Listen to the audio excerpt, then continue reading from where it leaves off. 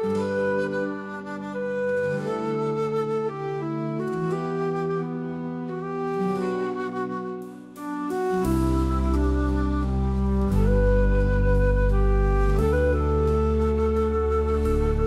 το δίατο μυαλό γεννήθηκες μια νύχτα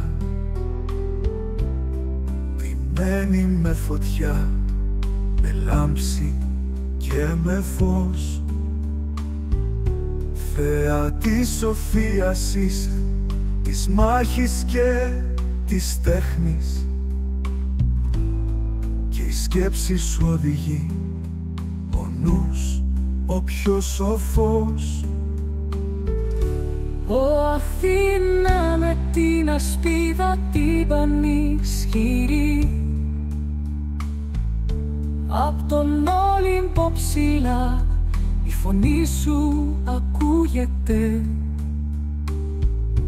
Της ειρήνης φως κρατάς και το ξύφος της τιμής, και η σκιά σου το λαό για πάντα προστατεύει. Το όνειρό η προστάτηδα, η δίκαιη νικήτρια, στους πολέμους οδηγείς με στρατηγική. Όχι με αίμα και θυμό, μα με καθάριο νου, ματώνεις για το δίκαιο της πατρίδας το φως.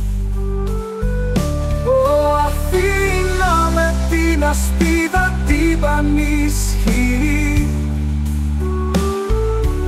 απ' τον Όλυμπο ψηλά η φωνή σου ακούγεται. Της ειρήνης φως κρατάς και το ξύφος της τιμής, και η σκιά σου το λαό για πάντα προστατεύει. Αθήνα με την ασπίδα την πανισχυρή,